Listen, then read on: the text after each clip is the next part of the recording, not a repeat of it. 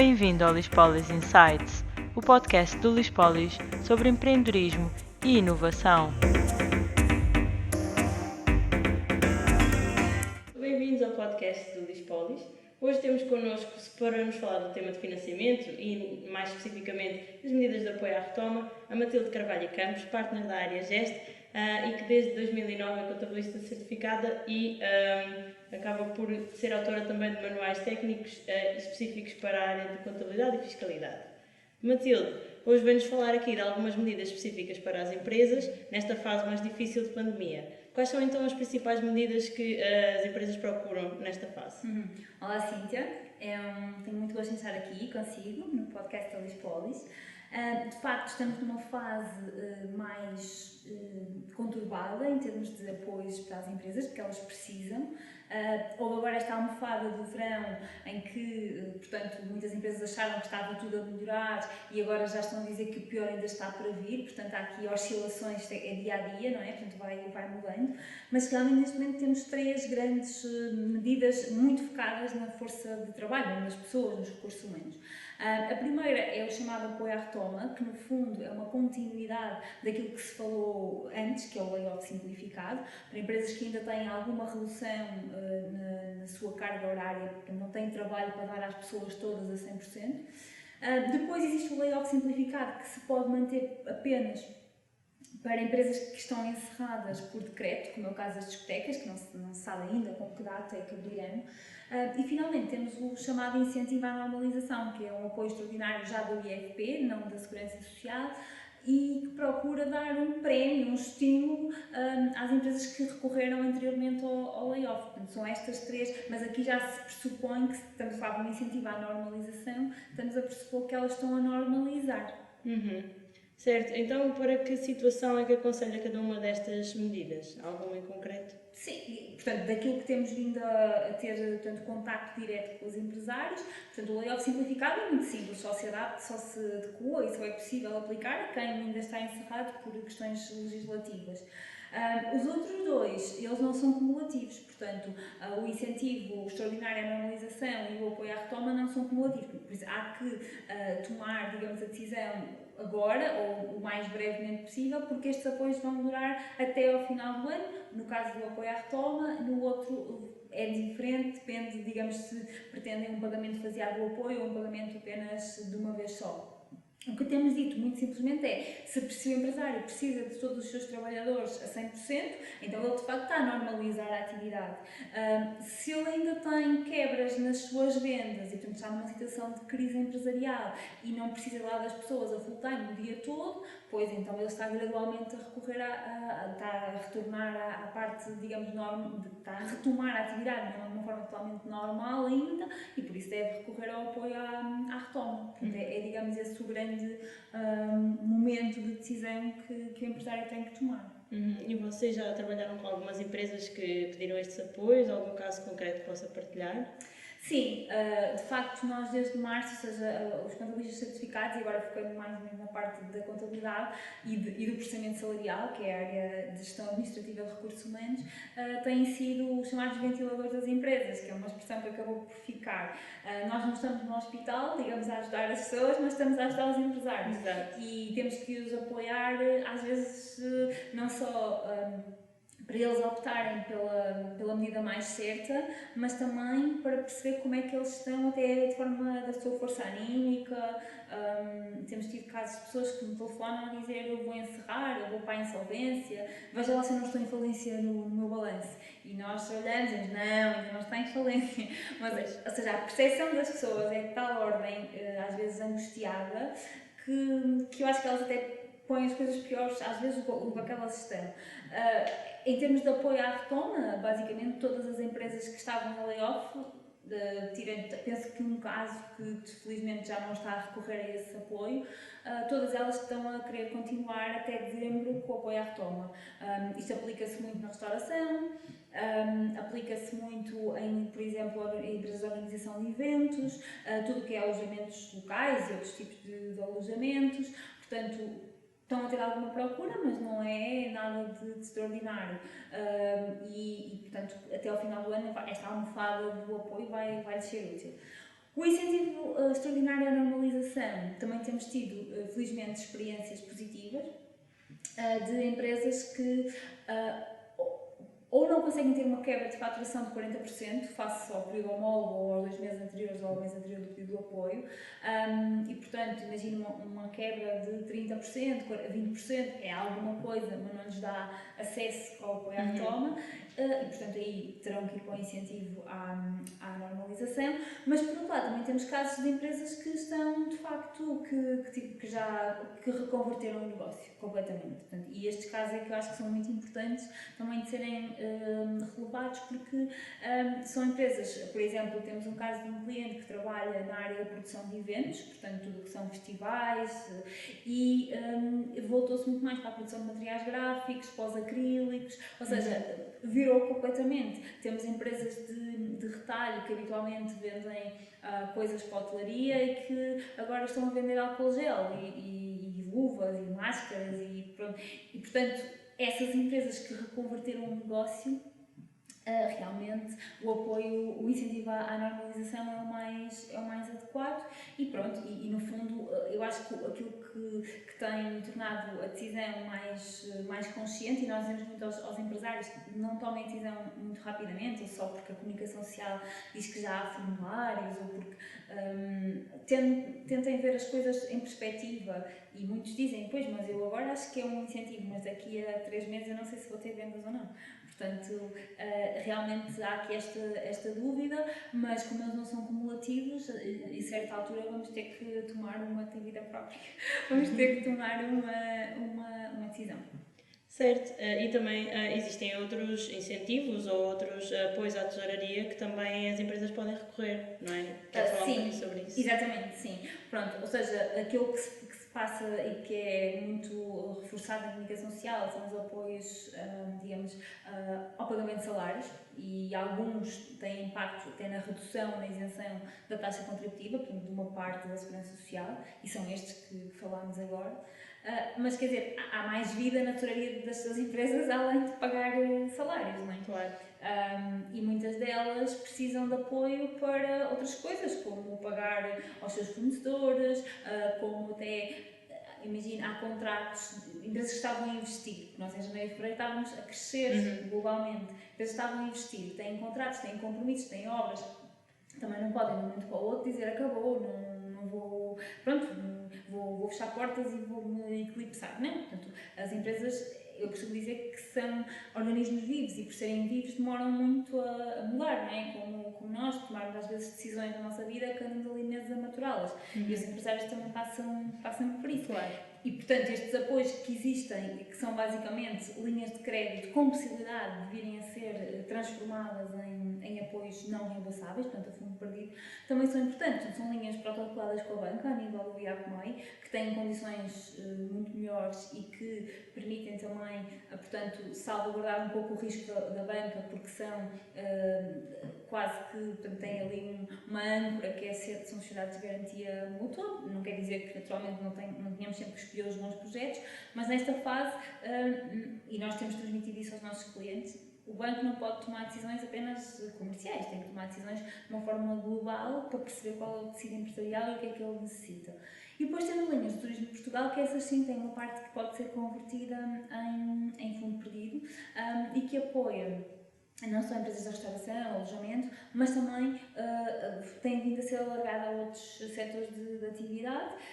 Claro que é preciso apresentar as contas e, portanto, mais uma vez a função do contabilista, é preciso apresentar uma justificação para o pedido de financiamento que se está a fazer, mas pronto, mas tem estado a funcionar, embora, claro, depois haja alguns créditos que não são aprovados, etc. Mas da nossa experiência também não podemos dizer de mal de tudo, porque também todos fomos apanhados pela pandemia, não é? Portanto, temos que dar todos um pouco as mãos e tentar ser positivos, não é? Exato. Pronto, nesse sentido também lhe ia perguntar, uma vez que também estava a falar que as coisas estão a mudar muito rapidamente e os empresários estão a ter algumas dificuldades em se adaptar, qual é que considera que é o estado de espírito dos empresários que contactam com a área GEST e que têm algumas dificuldades, se calhar, em conseguir tomar decisões rapidamente, ao contrário do mercado que está a mexer muito rapidamente? Bom, como eu referi há pouco, o estado de espírito muda muito, portanto, há pessoas que estão à espera de um mês, por exemplo, mês de agosto, que em alguns setores é muito forte, se calhar foi mais fraco, noutros que estavam à espera que não acontecesse nada, tiveram muita procura e, portanto, os empresários estão basicamente em clima de incerteza e isso põe todos os nossos sentimentos à flor da pele, ficamos mais preocupados, mais irritados, menos, digamos, com menos capacidade para reagir a temas mais sensíveis e por isso eu acho que neste momento temos que esperar a ver como é que este último trimestre ou quadrimestre vai ser, mas basicamente eles estão muito baseados em focarem-se no essencial, porque num clima de incerteza o foco é essencial. Exato. Então, que estratégias é que considera que estão a adotar para lidar com o dia-a-dia, no fundo, que tem esta incerteza toda? Tem visto algumas estratégias a funcionar? Sim, portanto, a incerteza começa desde o mais básico a nível sanitário, ou seja, nós não sabemos, e nós, qualquer empresa, não sabemos se amanhã podemos vir trabalhar, ou porque podemos estar outra vez em lockdown, ou em casa, ou podemos simplesmente alguém ficar doente e vai tudo para casa, como as escolas, etc. Claro. Portanto, essa é a incerteza principal, que é nós não sabemos como é que vai ser o dia da manhã. E nunca a frase que é um dia de cada vez fez tanto sentido como agora. Depois há uma incerteza a nível económico, ou seja, que tem a ver com a rentabilidade e com a perspectiva de negócio existente. Algumas empresas retraem-se, portanto os clientes já não aparecem tanto, noutros casos tem sido o contrário, uma avalanche de clientes que às vezes a empresa não estava preparada para dar resposta. E depois, aquilo que se sente muito é especialmente uma incerteza financeira, que é a incerteza a nível de tesouraria. Portanto, se amanhã vai haver dinheiro, se os clientes vão pagar, ou se só se põe mercadoria no cliente depois de ele pagar. Portanto, está a haver aqui um cenário de mais retração e mais insegurança nas transações comerciais. Aquilo que nós aconselhamos os empresários que falam connosco é basicamente, por um lado, a importância de vermos também aquela frase que parecem clichês, mas depois fazem todo o sentido, que é o ver o copo meio cheio, não é? Ou seja, a proatividade para transformar das duas uma, e nisso eu pessoalmente sou muito direta, portanto das duas uma, ou isto não tem perspectiva nenhuma e então de facto é um custo e portanto há que encerrar a empresa, encerrar a atividade e nunca mais isto vai dar nada. Ou então, se é apenas temporariamente, há que ser proativo na forma de ir ao encontro dos mercados e das necessidades do mercado. Por outro lado, também a capacidade de antevisão, ou seja, muitos empresários dizem isto não é uma bola de cristal, eu não sei ver, não faço ideia se amanhã vou estar aqui, tenho que me ajudar a decidir.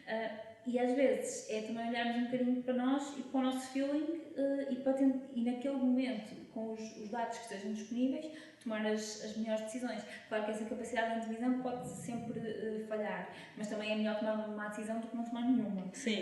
Portanto, aqui é no fundo manterem-se sempre calmos, serenos, proativos e pensarem que esta é a normalidade possível e que se calhar aquele mundo como o conhecemos em janeiro e fevereiro já era, não é? Exato, já não vai voltar. Sim. E mesmo quando voltar vai ser completamente diferente, porque as experiências acabam por nos moldar, não é? Sim. E então, no sentido de ajudar os empresários, tem algum conselho que eles devam tomar para lidar com esta incerteza e com estas mudanças rápidas? Bom, eu estive a pensar portanto, assim, para além das questões mais técnicas e diretas, pronto, que é aquilo que no dia-a-dia nós transmitimos aos empresários e que também serão o público-alvo deste podcast, etc. Mas depois, às vezes é preciso, como eu dizia há pouco, darmos um passo atrás, vermos as coisas de forma mais macro, mais estratégica, para depois tomarmos boas decisões. Ou pelo menos tomarmos as melhores decisões possíveis no enquadramento existente. No contexto, sim. E nesse campo, acho que o aprendermos, o estarmos, e isso aconteceu muito durante a quarentena, as pessoas tinham mais tempo livre, algumas aprenderam a fazer coisas que são hobbies que agora têm, ou foram ler o livro, ou foram para o YouTube ver podcasts, ou foram pertencer a lives do Instagram, o que for. E portanto, digamos, o aprofundar o conhecimento nunca faz mal a ninguém. Exato. E penso que é aquilo que também nos torna diferentes e nos torna mais resilientes, porque deixamos de achar que só se passa connosco e passamos a ter uma visão mais estratégica e mais de longo prazo. E nesse sentido, eu pensei que para esta primeira conversa podíamos falar eu podia trazer aqui um livro que me inspirou. Parece-me bem. Eu li foi, portanto, no início do ano, ainda foi antes de tudo isto, foi em janeiro, foi ali na parte nas festas, ali na pausa do Natal e passagem do ano, já foi este ano. E então achei que era um livro que sintetizava muito aquilo que eu sempre tentei passar e que se calhar nunca consegui passar tão bem como o autor. E então tomo aqui a liberdade de o mostrar para quem estiver a ver com a imagem. Exato. Que se chama então O Gestor 80-20. É um livro que é um livro de gestão, portanto, como muitas vezes acontece nestas áreas, não acabamos por ler nas áreas em que trabalhamos. E este livro resume o chamado princípio de Pareto, que eu também já o conhecia da faculdade, da área de economia, macroeconomia, etc. Mas, basicamente, ele diz-nos que portanto, aquilo que 80% do nosso sucesso, daquilo que nos acontece, aquilo que nós conseguimos materializar, tem origem em 20% do nosso esforço. E quer dizer, isto é tão minimalista quanto verdadeiro. Portanto, se nós agora nesta fase em que vivemos de forma em clima de incerteza, não nos soubermos ancorar naquilo que é o essencial, né? E se continuarmos a confundir o essencial e o acessório, que é uma coisa que acontece muito mesmo nas empresas, mesmo nas coisinhas que se dizem, naquelas querelas que depois não têm qualquer seguimento, então acho que nós não estaremos preparados para enfrentar o novo mundo, porque este mundo, como estava a Cintia a dizer, já nada será como antes. Por exemplo, a questão das reuniões à distância, a questão do teletrabalho, etc. Tudo isso são conceitos que agora, tecnologicamente, acabaram por se instalar muito mais depressa do que seria normal. E então, este livro basicamente vem-nos falar sobre 20% para 80% dos resultados, tudo bem, mas depois ele não se fica por aí, ele apresenta 10 perfis de gestor que o podem materializar, ou seja, quando nós ouvimos este princípio tão sintético e tão minimalista e tão focado, pensamos assim, pronto, ok, é um gestor eficiente, não é? Tem uma agendazinha, uma checklist, pica aquilo tudo. Sim, isso é um dos. Ou então o gestor investigador, que é aquele que vai à causa de tudo e, portanto, no fundo é uma enciclopédia, por isso consegue facilmente, pelo conhecimento adquirido, chegar a conclusões. Mas depois ele vai buscar, no fundo ele apresenta 10 caminhos para nós materializarmos o princípio 80-20. E um deles, por exemplo, um que nunca me tinha passado pela cabeça, ele chama-lhe o gestor superconector, ou seja, é sempre aquele que vai fazendo amizades e contactos e relações com toda a gente. Sim. E depois, quando ele precisa que alguma coisa se concretize, alguém, ou por uma coisa que lhe disse, ou por um contacto que teve, acaba por lhe ligar e fazer-lhe, no fundo, fazer com que ele se ligue e faça a ponte com uma nova realidade. E depois o outro que eu vou aqui destacar, que é o gestor preguiçoso, ou seja, eu lembro-me quando comecei a trabalhar numa consultora, no Big Four, tinha lá uma pessoa que era partner da consultora na altura e que ele tinha feito carreira lá, mas que quando começou ele era visto como, digamos, o gestor preguiçoso, porque passava o dia todo na brincadeira, parecia que tinha tempo para tudo. Sim. E as pessoas olhavam e diziam, este senhor não tem perfil, ou nunca vai chegar a lado nenhum. Mas na verdade ele chegou. E chegou porquê? Porque ele sabia claramente quando é que tinha mesmo que intervir e quando é que estava simplesmente a fazer coisas, porque nós às vezes temos a mania ou a ideia de fazer coisas, coisas essas que não vão ter retorno. Ou que simplesmente não estão a consumir energia, ou porque aquela pessoa não é a pessoa indicada para termos aquela conversa, ou porque não é o momento sequer para fazermos aquela ação. E então, acho que estes 10 caminhos, ou seja, o próprio autor diz que é normal que nós não nos integremos em todos eles e se calhar vamos identificar mais com um tipo de gestor do que com outro, ou às vezes vamos buscar um bocadinho a todos eles, mas a essência é, se estamos num clima de incerteza, o mote é distinguir o essencial do acessório e sabermos que não é só fazer acontecer, é fazer acontecer de forma focada e produtiva. E portanto, se essa for a nossa âncora, pelo menos temos a consciência tranquila de que não estamos a desperdiçar recursos e que estamos de facto focados no negócio e naquilo que pode acontecer. Se acharem que é uma leitura agora para estes tempos de incerteza, depois podem mandar as partilhas e os comentários, porque foi um livro que eu gostei muito de ler e que me marcou. Muito obrigada, acho que é uma excelente escolha e realmente destaca aqui vários perfis, o que acaba por ser bom porque acaba por ajudar toda a gente que sabe identificar de uma maneira ou de outra com esses tais perfis, e parece-me realmente um bom conselho para os gestores e para estes tempos, como estava referido, de incerteza, não é? Em que por vezes é tão difícil focar-nos naquilo que conseguimos fazer e queremos alcançar o impossível, e temos de ir realmente um passo de cada vez para chegar mais longe e obviamente contando sempre com as circunstâncias que nos rodeiam. Assim, desta forma terminava, apenas pedindo à Matilde um breve resumo e também falando um bocadinho do que é que podemos esperar para os próximos podcasts, cujo objetivo é ser quinzenal, não é? Matilde, se quiser. Sim, exatamente. Portanto, hoje falámos sobretudo de apoios para empresas que estão a passar por algumas dificuldades e que precisam de terem um apoio à tesouraria, seja para pagar os fornecedores, para pagar alguns investimentos ou mesmo para pagar a funcionários, etc. Mas acho que, e nesse contexto são as chamadas medidas de socorro imediato e, portanto, que todos os países acabaram por tomar, umas de forma mais direta, outros, enfim, mais detalhada, mas cada depois já são orientações mais, digamos, mais micro, mas genericamente todos os países perceberam que tinham que apoiar o tecido empresarial.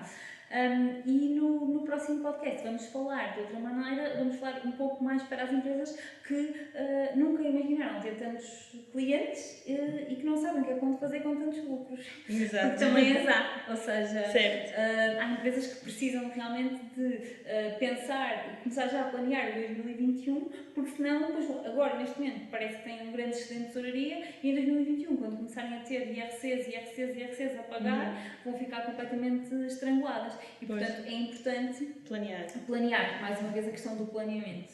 Certo, isto é as chamadas das dores de crescimento, não é? Exatamente. Muitas empresas as têm, o que acaba por ser bom também, porque é sinal, exato, que estão a crescer e que estão a ter realmente lucros e que estão a causar um impacto positivo na economia. Pronto, assim terminava. Agradeço a todos os que me estiveram a ouvir ou a ver. Portanto, o objetivo do Lispolis é criar estes podcasts quinzenalmente e a cada 15 dias vamos ter um tema diferente, sendo que mensalmente teremos um tema de financiamento aqui com a área Gest. Despeço-me assim e deixando também o espaço aberto para perguntas ou nos comentários ou contactando-nos pelo nosso website ou por e-mail.